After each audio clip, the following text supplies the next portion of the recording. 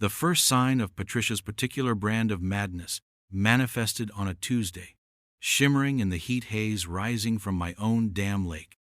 She was leading a troop of unfamiliar, brightly toothed families, towels slung over shoulders like conquering flags, straight past the discreet, private property sign nestled by the old willow. The one my grandfather hammered in 60 years ago. My grandfather, who'd bought the entire 300-acre parcel, lake included, before this godforsaken HOA even dreamed of existing. They marched towards the water's edge, Patricia gesturing expansively as if she were Moses parting the Red Sea. If Moses had been a 50-something busybody with a clipboard and a pathological need for control. I watched from the porch, coffee cup halfway to my lips, the morning's peace shattered by the sheer, unadulterated audacity. This wasn't just a trespass. It was a declaration of war, a flagrant disregard for boundaries so profound it bordered on performance art. The stakes were clear. My land, my legacy, my family sanctuary. What Patricia, in her infinite HOA wisdom, didn't know, couldn't possibly comprehend, was that she wasn't just poking a bear, she was prodding a creature far more patient, far more methodical, and, when roused, infinitely more dangerous. The legal kind. Her egregious overreach, played out on the very shoreline I'd mapped with my father as a boy, was about to become the fulcrum of her spectacular downfall. Justice wasn't just coming, it was already here, sipping coffee and taking notes. You see, Patricia Reynolds, president of the Oak Haven Homeowners Association, had just invited strangers to swim in my lake, a body of water and surrounding shoreline and I alone owned outright. A fact documented in county records with the kind of irrefutable clarity that made lawyers weep with joy. She just didn't know it yet. The sheer theatricality of her trespass was almost admirable, if it weren't so infuriatingly illegal. I saw her then, Patricia, our self-appointed queen of Oak Haven, pointing towards the small dock my daughter, Lily, had helped me repair last summer. The invaders, a gaggle of brightly clad suburbanites I'd never seen before, oohed and appropriately. One robust fellow was already stripping off his shirt, revealing a topography of sunburns past. My wife, Sarah, materialized beside me, her hand gripping my arm. "Are you seeing this?" she whispered, her voice tight with a disbelief that mirrored my own cold anger. I nodded, taking a slow sip of coffee. "Oh, I'm seeing it, and I'm recording it." My phone, propped discreetly on the railing, had been capturing Patricia's grand tour for the past 5 minutes. The Oak Haven HOA, a relatively new blight on our landscape, governed a development that abutted the far side of my property, a good half-mile from the lake itself. Their jurisdiction ended precisely where my tree line began, a fact clearly delineated on every plat map filed with the county.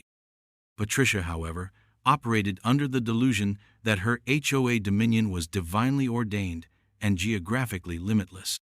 She'd made noises before about community access to local natural resources, her euphemism for my private property. I'd politely, but firmly, disabused her of this notion in a registered letter. Apparently, registered letters, much like property lines, were mere suggestions in Patricia's world. The trespassers were now fanning out, laying towels, unfurling umbrellas. One child, bless his ignorant heart, was preparing to launch a small inflatable kraken into my water. It was time for a more direct approach. I set my coffee down. "Stay here," I told Sarah. "Keep recording." I walked down the porch steps, across the lawn, my pace unhurried. Patricia spotted me. A flicker of something annoyance, triumph, crossed her face before settling into a mask of serene condescension. "Oh, good morning, Mr. Henderson," she chirped, her voice carrying across the 20 yards separating us. "Just showing some of our new residents the lovely community lake." Her smile was a predatory slash of pink lipstick. The term community lake hung in the air, a stink bomb of presumption. The new residents, sensing a potential confrontation, paused in their beachhead establishment. Their faces, moments before alight with vacation mode glee, now held a dawning unease. Good. Unease was a start. I stopped a polite 10 feet from her. "Patricia," I said, my voice deliberately calm, devoid of inflection. "This is not a community lake. This is my lake. This is private property." I gestured to the sign, still standing sentinel by the willow. "As you are well aware." Patricia's smile didn't falter, but her eyes hardened. "Now, Mr. Henderson, we've been over this. The Oak Haven bylaws clearly state that natural amenities bordering the development are for communal enjoyment. It promotes neighborhood cohesion. Her use of bordering was a masterpiece of deliberate misinterpretation. My property bordered theirs, yes. The lake, however, was squarely, unequivocally within mine. My deed, Patricia, which predates your HOA by several decades, states otherwise. These people are trespassing. You are facilitating trespass. I suggest you ask them to leave, now." The robust fellow, shirt half off, looked from me to Patricia, a dawning horror in his eyes. He probably imagined a shotgun or a pack of snarling dogs. I, however, preferred the more refined savagery of the legal system. Patricia puffed herself up. "I am the HOA president, Mr. Henderson, and I am telling you this is a shared resource. We won't be bullied." She turned to her bewildered flock. "Don't worry, folks. He's just being difficult. Enjoy your swim." It was, I had to admit, a bold move. A suicidally bold move. The inflatable kraken hit the water. I looked at Patricia. A flicker of what might have been pity, quickly suppressed, passing through me. "All right, Patricia," I said, my voice still level. "You've made your position clear, and so have I." I turned and walked back to the house. Sarah was still filming, her face pale. "What now?" she asked. I picked up my coffee. "Now," I said, taking a sip, "we escalate. Legally, methodically, and with extreme prejudice." Patricia had no idea the hornet's nest she'd just kicked. Or, more accurately, the meticulously constructed, legally binding spider's web she'd just blundered into. She thought this was a neighborhood squabble. I knew it was the first move in a campaign. And I always finish my campaigns. The next morning, a crisp white envelope bearing the Oak Haven HOA's pretentious faux embossed logo lay on my doorstep. It wasn't hand-delivered with a sheepish apology, nor did it magically retract Patricia's trespassers. No, this was an official notice of violation. My violation, apparently, was failure to comply with community amenity access standards and, my personal favorite, display of unapproved signage. Referring, of course, to grandfather's 60-year-old, entirely legal private property sign. The sheer, breathtaking audacity of it almost made me laugh. Almost. Instead, a cold, crystalline anger settled in my gut. Patricia wasn't just ignorant. She was aggressively, willfully stupid, weaponizing her perceived authority with the finesse of a drunken bear wielding a chainsaw. Sarah read the notice over my shoulder, her breath hissing out. "She's doubling down? After yesterday? Is she insane?" I considered this. "Possibly clinically," I mused, "but definitely legally. This isn't just overreach anymore, Sarah. This is harassment. This is actionable." My mind, conditioned by years in the JAG Corps, was already mapping out the engagement. Phase 1, direct verbal warning, had failed spectacularly. Phase 2, documented cease and desist, was now critical. Phase 3, Phase 3 would involve a level of legal firepower Patricia couldn't even imagine in her wildest HOA-fueled fantasies. I retreated to my study, the notice clutched in my hand like a declaration of war. My study, a sanctuary of leather-bound books and framed degrees, also served as my command center. From here, I'd waged and won battles against corporate behemoths and bureaucratic nightmares.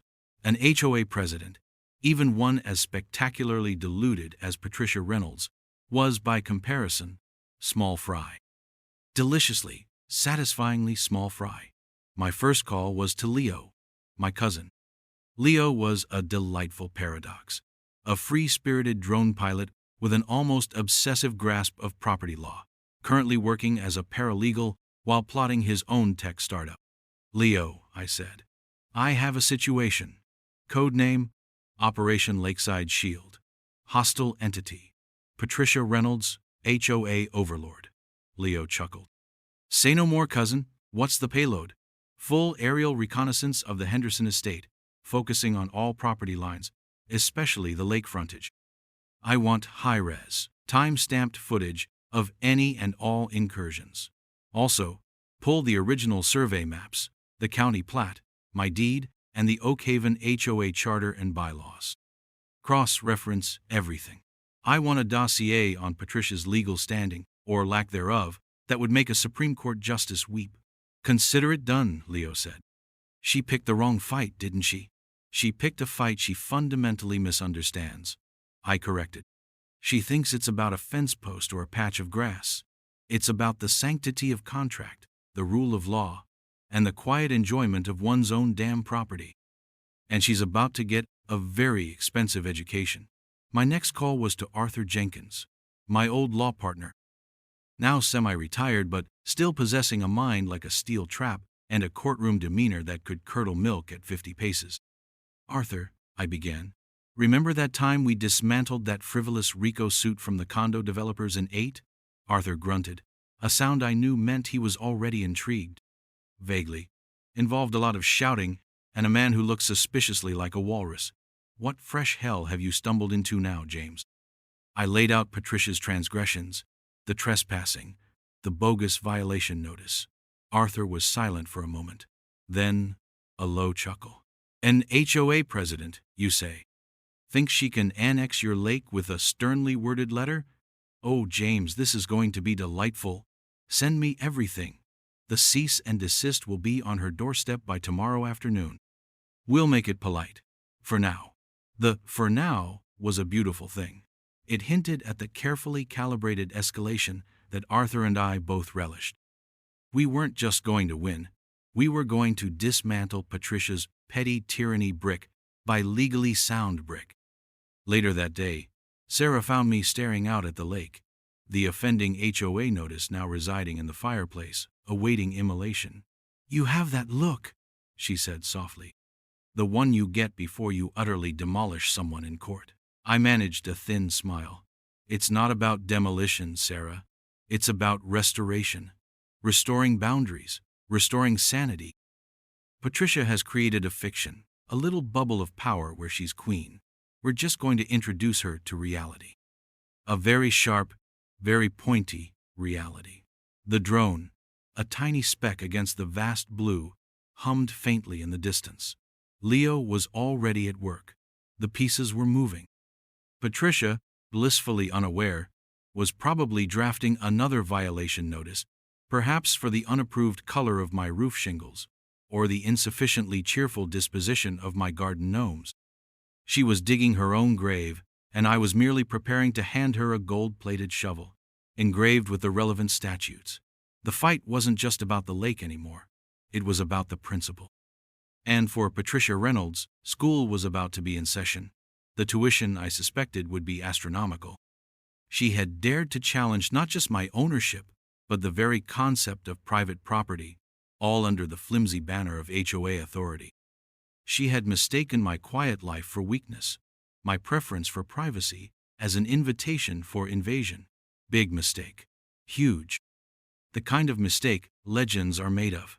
Or at least, the kind that makes for a very satisfying legal victory. Leo's work was, as always, impeccable. Within 24 hours, my inbox was populated with a meticulously organized digital folder. It contained everything: crystal-clear drone footage of Patricia's Tuesday morning invasion, time-stamped and GPS-tagged, scanned copies of the original 1953 survey map showing my grandfather's purchase, the lake clearly delineated as part of the Henderson tract. The current county plat map confirming the boundaries hadn't changed by so much as an inch.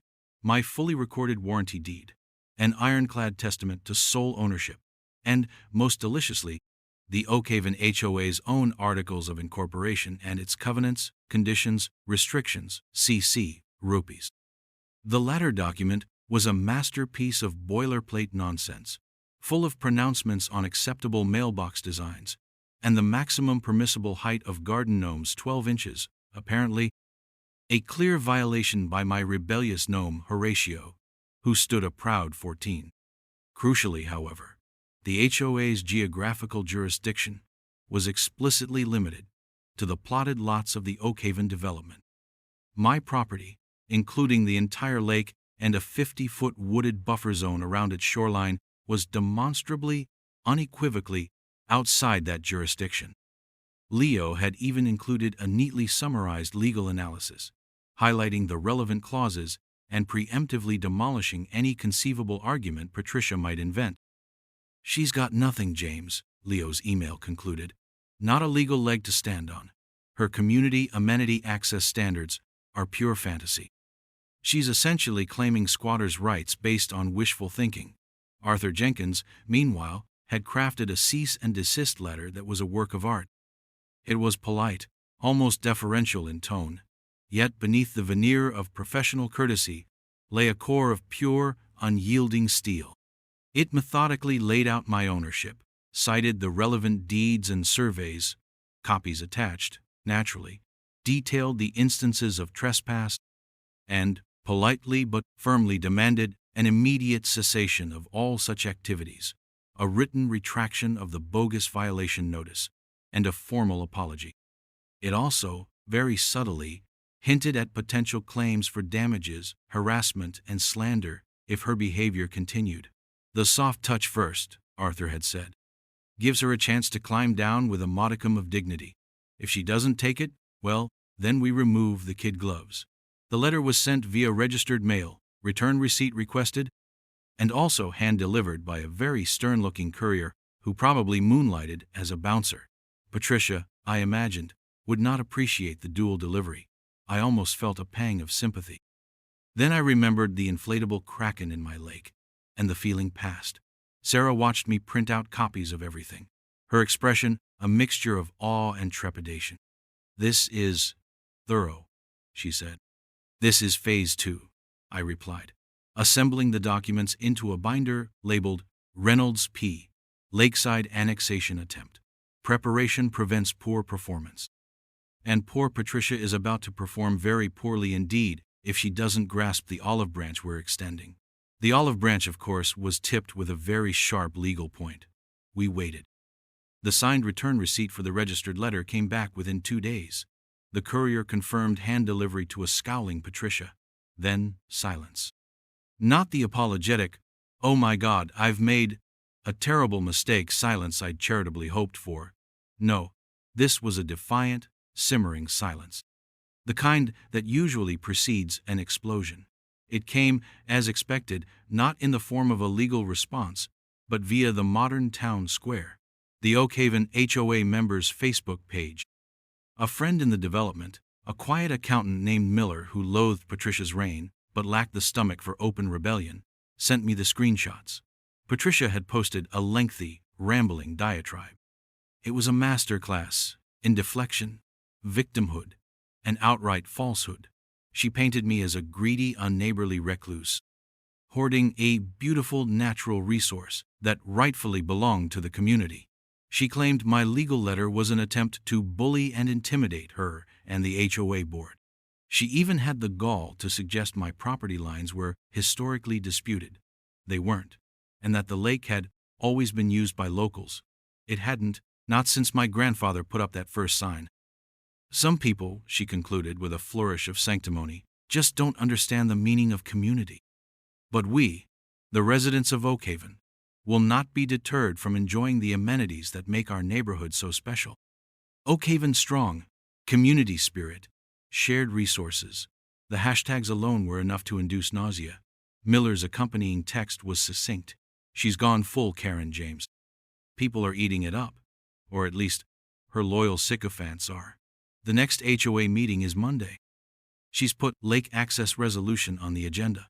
I looked at the screenshots, then at the meticulously prepared legal binder. Patricia hadn't just ignored the olive branch. She'd set it on fire and used it to light a rhetorical stink bomb. "All right, Arthur," I said into the phone a few minutes later. "She's declined the polite option. Proceed to phase 3, and book me a front row seat for that HOA meeting on Monday. I believe it's time for a public service announcement." Arthur's chuckle was dry. "Excellent. I've already drafted the lawsuit. Trespass, nuisance, Slander per se, tortious interference with quiet enjoyment of property, it's quite comprehensive. Shall I also arrange for a survey crew to be on standby Monday morning, just to, refresh everyone's memory about where those pesky property lines actually are? The man was a mind reader. Arthur, you're a poet. Make it so. And Leo, I need you to prepare a short, devastatingly clear PowerPoint presentation. Maps, deeds, drone footage of the trespass. Keep it under 5 minutes. We're going for shock and awe, not a legal seminar. Leo, ever the enthusiast, replied, Can I add dramatic music? Only if it's a funeral dirge for Patricia's credibility, I said. Sarah just shook her head, a small smile playing on her lips. You almost enjoy this, don't you? I enjoy order, I corrected. I enjoy clarity. Patricia Reynolds has introduced chaos and deliberate obfuscation. I am merely restoring the natural balance. With extreme prejudice, of course. The stage was set. Patricia, fueled by her echo chamber and delusions of grandeur, was about to host a public meeting where she intended to rally her troops and formally lay claim to my lake. She had no idea she was walking into a perfectly orchestrated ambush. The beauty of it was, I wouldn't even need to raise my voice. The facts, presented coldly and calmly, would do all the shouting for me. Monday morning dawned bright and clear. The kind of beautiful day that Patricia probably felt was a divine endorsement of her Oakhaven agenda. At precisely 8:00 a.m., as the first school buses rumbled through the development, a very official-looking survey crew from Thompson Land Surveying, Inc. began their work along the boundary between my property and the Oakhaven common areas. Their bright orange vests and gleaming anachronistic theodolites were hard to miss. They weren't on my land, not yet. They were meticulously remarking the existing, legally defined boundary markers that Patricia had so conveniently ignored. This was Arthur's overture, a subtle but visible reminder that lines on a map have real-world consequences. I imagined Patricia peering through her curtains, her morning coffee turning bitter. By mid-morning, small, brightly colored flags fluttered along the entire stretch, a cheerful, undeniable delineation of where her kingdom ended and mine began. The Oakhaven HOA members' Facebook page, according to Miller's increasingly frantic updates, was already buzzing.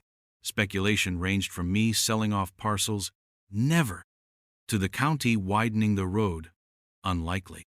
Patricia, apparently, had posted a calming message about routine survey work and urged everyone to focus on the important community issues at that evening's meeting. Her denial was Olympic level.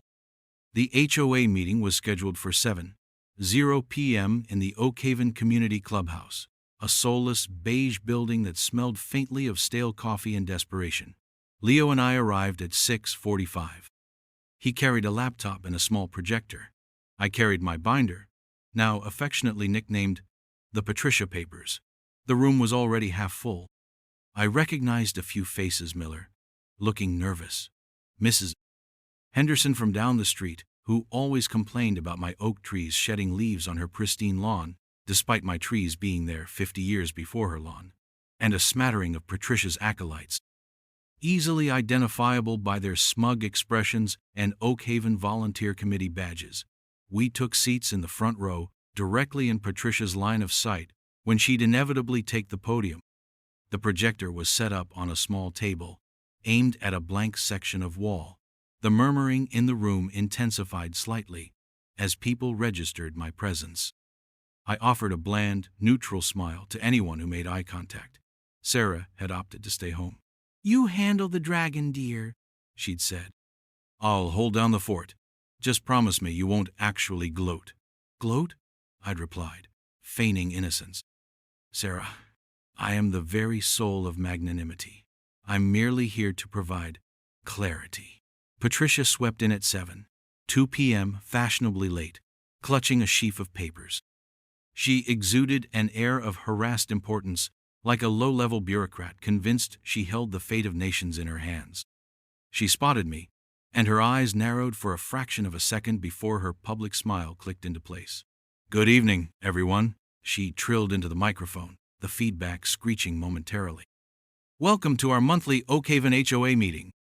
We have a packed agenda, so let's get right to it.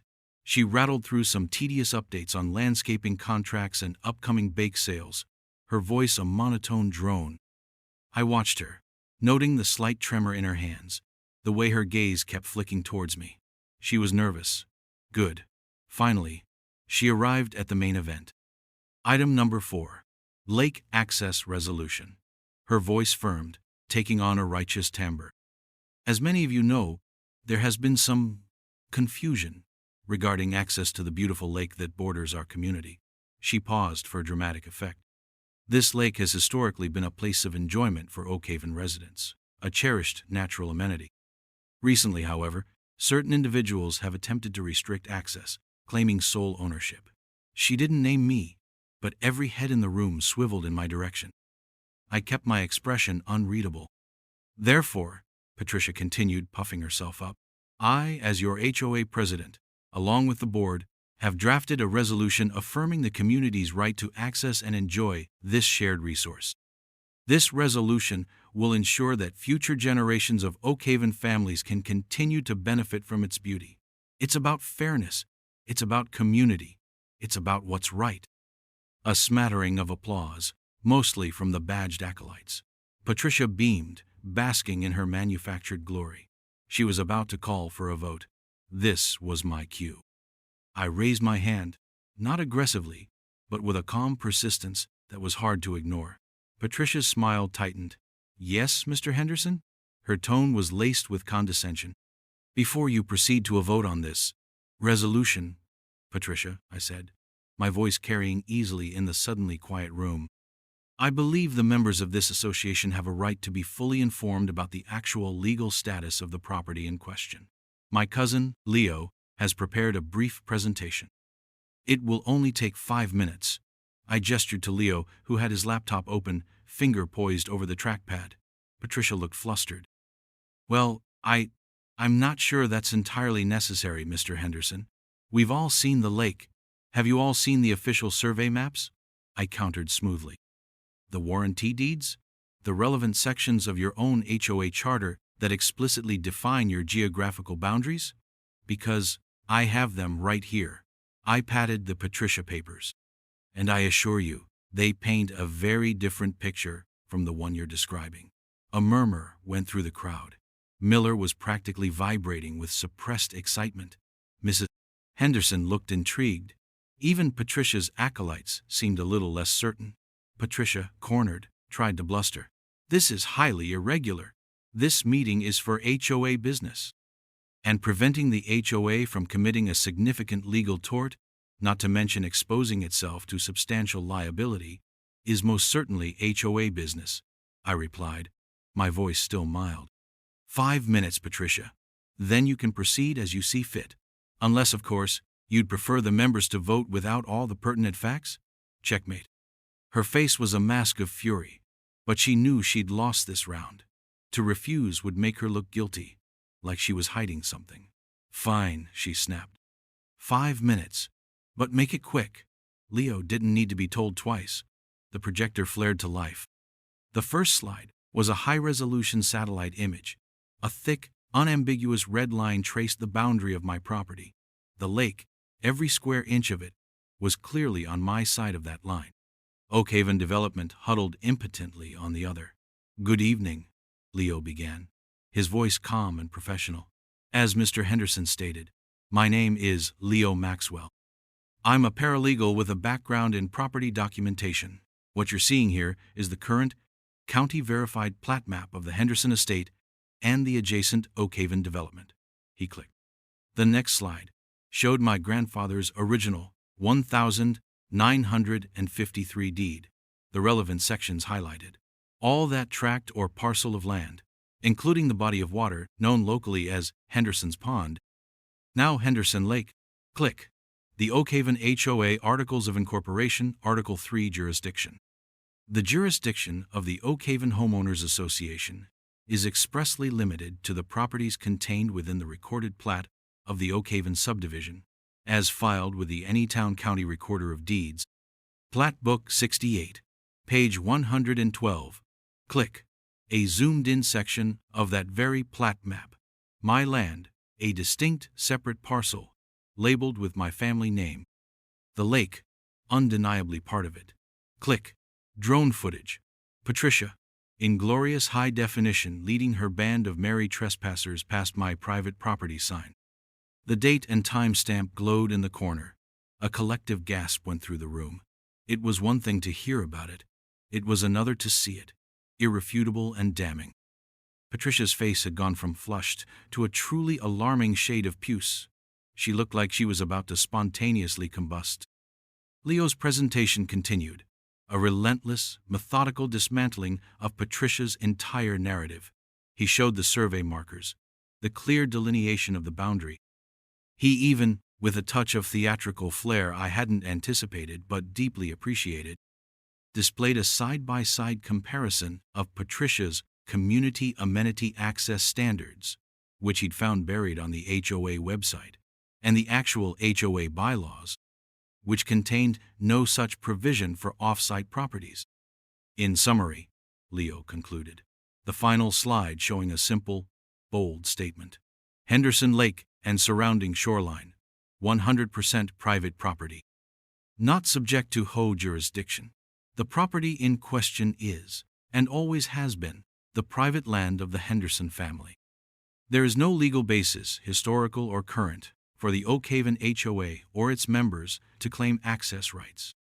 Any such access without explicit written permission from the owner constitutes trespass. He clicked off the projector. The silence in the room was profound. It was the silence of dawning comprehension, of illusions shattering. All eyes were now on Patricia. Her carefully constructed facade of righteous indignation had crumbled, leaving behind something raw and ugly. She gripped the podium, her knuckles white. This is a trick, she stammered, her voice shrill. He's trying to confuse you. Those documents, they can be faked. The lake has always been for everyone. It was a desperate, flailing attempt to regain control, but the damage was done. The evidence was too clear, too compelling. Mrs. Henderson, surprisingly, was the first to speak. Patricia, she said, her voice carrying a new authority, are you saying those official county records are fake? Because my late husband was a lawyer, and those looked pretty genuine to me, Patricia sputtered. Well, I mean, there are interpretations. Miller, emboldened, stood up. Interpretations? Patricia, the drone footage showed you leading people onto his land, after he'd clearly told you it was private. How do you interpret that? The tide was turning. The silent majority, armed with facts, was finding its voice. Patricia looked wildly around the room, seeking an ally, a friendly face. She found none. Even her badged sycophants were looking at their shoes, avoiding eye contact. Her eyes, wide and panicked, landed on me. There was no triumph in my expression, only a calm, unwavering certainty. Mr. Henderson, she began, her voice cracking, this is a personal vendetta against me. You're just trying to humiliate me. Patricia, I said, my voice still quiet but resonating with the weight of undisputed fact. This was never personal. You made it personal when you disregarded clearly established property rights, ignored legal warnings, and slandered me to this community. I paused, letting the words sink in. You had multiple opportunities to rectify your error. You chose instead to escalate. This outcome is entirely of your own making. Her face contorted. The carefully maintained mask of the benevolent community leader dissolved, revealing the snarling, narcissistic core beneath. You can't do this, she shrieked, thumping the podium. I am the president. This HOA stands with me. We will fight this. We will. She trailed off, her tirade collapsing under its own unhinged weight. She looked small, suddenly, and utterly defeated. The air in the room was thick with embarrassment, hers, and vicariously that of everyone who had ever blindly followed her. The lake access resolution, once her rallying cry, now lay on the podium like a dead fish, a testament to her folly. The meeting, for all intents and purposes, was over. Patricia Reynolds had single-handedly torpedoed her own agenda, live and in high definition, in front of the very people she purported to lead. It was, as Arthur would have said, Delightful. And we hadn't even gotten to the lawsuit yet. That was for tomorrow. The aftermath of Leo's presentation was a study in stunned silence, quickly followed by a low, agitated murmur that swept through the Oak Haven Community Clubhouse. Patricia stood at the podium, visibly trembling, her face a mottled patchwork of fury and humiliation. The carefully crafted narrative of community rights and shared resources had been systematically, forensically demolished. She had no defense, no rebuttal, only the sputtering rage of a petty tyrant whose authority had been exposed as a sham. I remained seated, allowing the weight of the evidence to settle. There was no need for further comment from my end. The documents, the maps, the undeniable footage of her leading the charge onto my land, they spoke with a clarity far more damning than any accusation I could level. One of her board members, a nervous-looking man named Henderson, no relation thankfully, though the irony wasn't lost on me, tentatively approached the microphone Patricia had abandoned. Given this new information, he stammered, adjusting his glasses, perhaps it would be prudent to table the lake access resolution indefinitely. A wave of assenting murmurs. Patricia shot him a look that could curdle concrete, but her fight was gone. She looked deflated, shrunken. The power she'd wielded, built on bluster and misinformation, had evaporated under the harsh glare of documented reality. Before Henderson could formally make his motion, I rose slowly. "If I may," I said, my voice calm, cutting through the residual chatter. All eyes turned back to me. While I appreciate the board's apparent reconsideration of the ill-advised resolution, there are a few outstanding matters we need to address. I opened the Patricia papers, a deliberate, almost theatrical gesture. Firstly, the notice of violation I received from the HOA regarding failure to comply with community amenity access standards and display of unapproved signage, given that my property is demonstrably outside HOA jurisdiction, and the signage in question is perfectly legal and has been in place for over 60 years, I expect a formal written retraction of this notice and a public apology from the HOA, specifically from Ms. Reynolds, for issuing it. Patricia gasped, a small, choked sound. The board members exchanged uneasy glances. Secondly, I continued, my tone hardening slightly, the matter of trespass. Ms. Reynolds knowingly and repeatedly facilitated trespass onto my private property. This is not a trivial matter. It is a violation of law, and it exposed my family to potential liability and a significant disruption of our peace and quiet enjoyment of our home. I paused, letting that sink in. Therefore, my attorney, Mr. Arthur Jenkins, has this afternoon filed a civil complaint against Ms. Patricia Reynolds personally and against the Oak Haven Homeowners Association for trespass, nuisance, slander per se due to the defamatory statements made on public forums, and tortious interference. A collective intake of breath rippled through the room. Lawsuit. The word hung in the air, heavy and expensive. Patricia swayed, clutching the podium for support. Her face was now ashen. The lawsuit seeks not only a permanent injunction preventing any future trespass or claims of access, I went on, my voice like ice, but also compensatory and punitive damages for the harassment, the damage to my reputation, and the considerable legal expenses incurred in defending my property rights. Furthermore, we will be seeking full reimbursement for the cost of erecting a new, permanent security fence along the entirety of the boundary line, complete with enhanced surveillance systems. This is a necessary measure, unfortunately, given the HOA's, and specifically Miss Reynolds' demonstrated willingness to disregard established boundaries. The room was utterly silent now. Even the crickets outside seemed to have paused. The implications were clear. Patricia's little escapade was about to cost the HOA, and by extension its members, a significant amount of money. The bill for her arrogance was coming due. And finally, I said, looking directly at Patricia, whose eyes were wide with a kind of horrified disbelief, Sheriff Brody is aware of the situation. He has reviewed the evidence of trespass. He informed me he would be paying Ms. Reynolds a courtesy call later this evening to discuss the finer points of criminal trespass law in this county. That was the final nail. The involvement of law enforcement, The threat of actual criminal charges, not just a civil suit, seemed to suck the remaining air out of Patricia. She looked like she might faint. The nervous Mr. Henderson spoke again, his voice barely a squeak. "Mr. Henderson, sir, we had no idea," Patricia assured us. "Ignorance, Mr. Henderson, is rarely a compelling legal defense, especially for those in positions of fiduciary duty, such as an HOA board," I stated coolly. "Perhaps this will serve as a lesson in due diligence for the future." I closed my binder with a quiet click. My terms are clear: a public apology, a written retraction, full cooperation in settling the lawsuit swiftly and fairly, and the immediate resignation of Miss Reynolds from her position as president and from the board. Failure to meet these terms will result in Mr. Jenkins pursuing the litigation with the utmost vigor. I surveyed the room. The faces staring back at me were no longer smug or dismissive. They were shocked, worried, and, in some cases, angry, not at me, but at the woman who had led them to this precipice.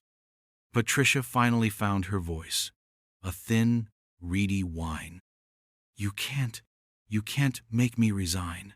Oh, I think you'll find the collective will of your fellow homeowners, once they realize the financial hole you've dug for them, will be quite persuasive." "Patricia," I replied, without inflection. "And if not, the ongoing legal proceedings and the public exposure of your actions will likely achieve the same result. The choice, as always, is yours." I nodded curtly to the board. "Leo, let's go." We walked out of the clubhouse, leaving behind a scene of utter disarray. The carefully constructed world of Patricia Reynolds, HOA president, had imploded. The fallout, I knew, would be messy, but it would also be just. As we reached the car, my phone buzzed. It was Miller. "Sheriff's car just pulled up outside Patricia's house," the text read. "And I think the board is about to stage a coup. You, my friend, are a legend." I didn't feel like a legend.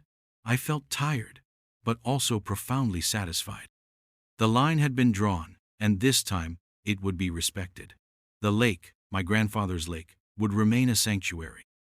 The following days were a blur of frenetic activity, mostly on the Oakhaven side of the newly reflagged property line.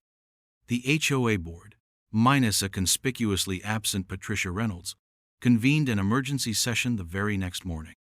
According to Miller, who had suddenly found himself promoted to acting vice president due to a cascade of resignations from Patricia's loyalists, the mood was a potent cocktail of panic and fury.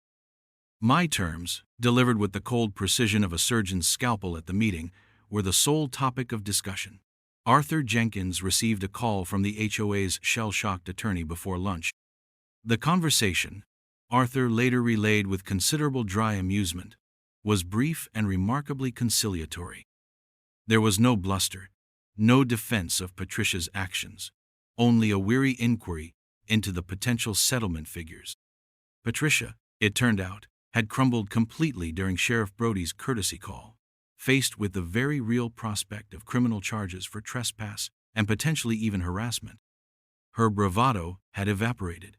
The sheriff, a man of few words but considerable presence, had apparently laid out the law with a clarity that even Patricia could not misinterpret. He left her with a stern warning and a copy of the relevant statutes highlighted for her convenience. By the time the HOA board members, armed with this knowledge and the specter of my lawsuit, confronted her, she was a broken woman. Her resignation, handwritten on a piece of flowery personal stationery, was tendered by noon. It cited personal reasons and a desire to spend more time with her begonias. The Oakhaven HOA members' Facebook page, once her personal propaganda platform, became a forum for recrimination and damage control. Her staunchest defenders had gone silent, while a chorus of previously cowed homeowners emerged, sharing their own stories of Patricia's petty tyrannies and overreaches. It seemed her reign of error extended far beyond my lake. The public apology and retraction of the violation notice arrived via courier 3 days later. It was printed on official HOA letterhead, signed by the acting president, Miller, and the remaining board members.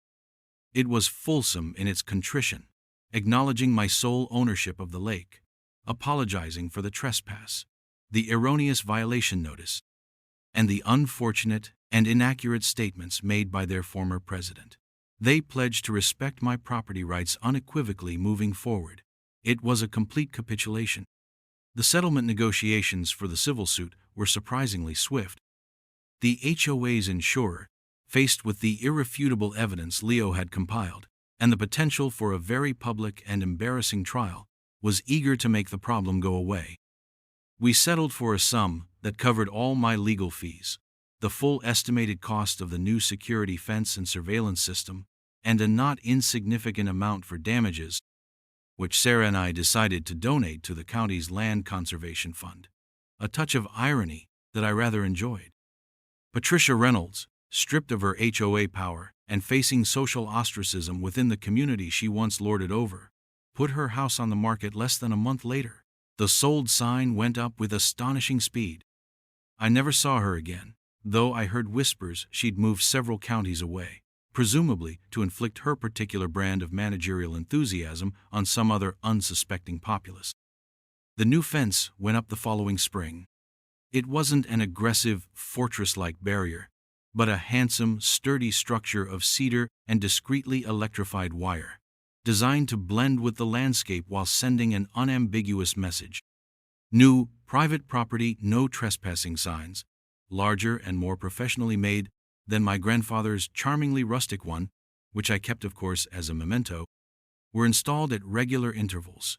They included a small, almost unnoticeable line at the bottom: "Violators will be prosecuted to the fullest extent of the law." Henderson Legal Group, LLC. A little bit of professional branding, Arthur had called it. I called it a deterrent. Neighbors from Oakhaven, when encountered on the road or in town, were now unfailingly polite, almost deferential. Miller, now the permanent HOA president, made a point of waving cheerfully whenever he drove by. He'd overseen a quiet revolution in Oakhaven, purging the bylaws of Patricia's more outlandish amendments and restoring a sense of normalcy.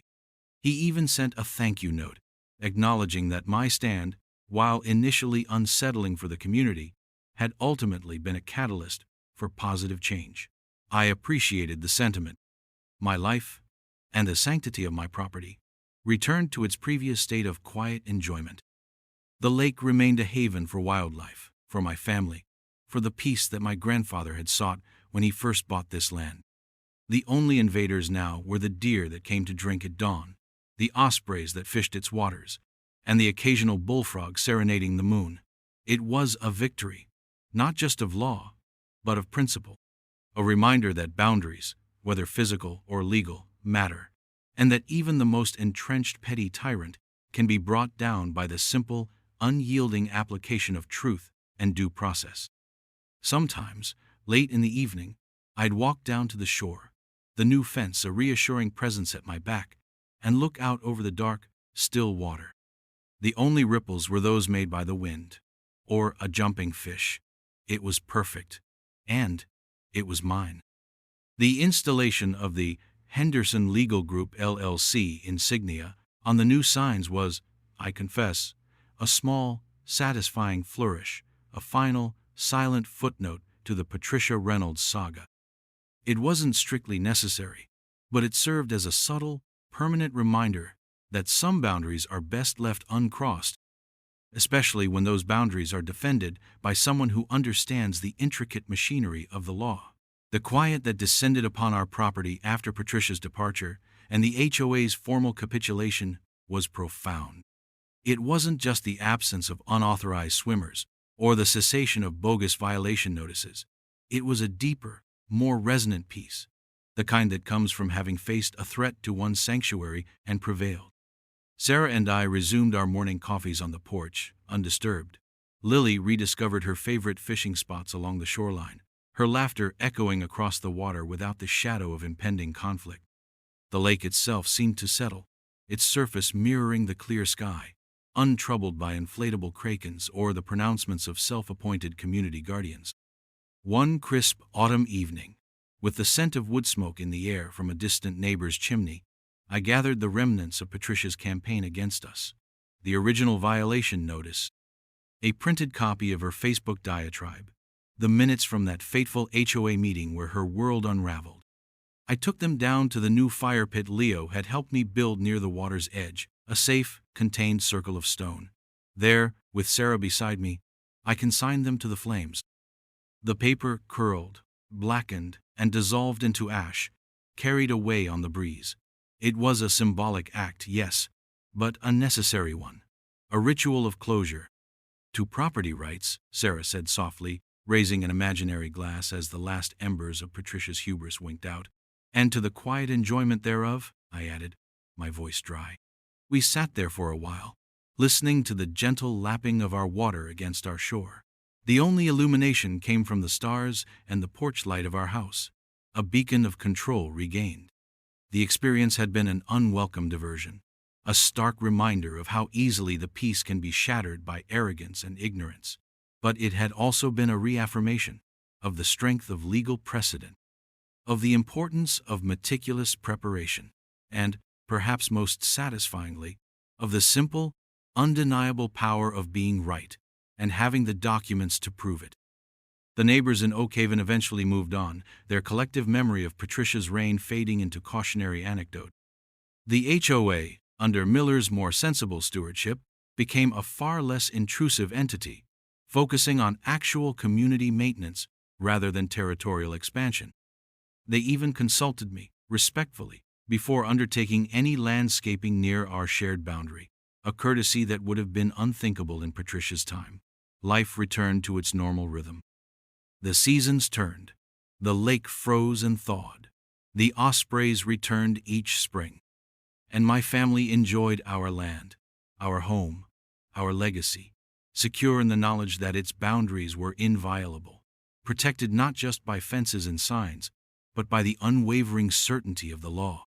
There's a particular satisfaction in restoring order, in seeing a complex plan executed flawlessly, especially when the stakes involve something as fundamental as one's home and heritage. Patricia Reynolds had, in her own misguided way, done me a favor. She had forced me to re-engage, to defend, to reaffirm what was mine. And in doing so, she had inadvertently made my connection to this land, and my appreciation for its tranquility, even stronger. The ultimate irony, of course, was that her crusade for community access had resulted in precisely the opposite, a more clearly defined, more robustly defended private space. She had sought to erase a line in the sand, and in doing so, had compelled me to etch it in stone and reinforce it with the full weight of legal authority. Sometimes, the best defense is indeed a good offense, particularly when that offense is meticulously planned, legally sound, and executed with cold, calm precision. The quiet lapping of the water was the only applause I needed. It was the sound of victory, the sound of peace, the sound of undisputed ownership, and it was very, very good.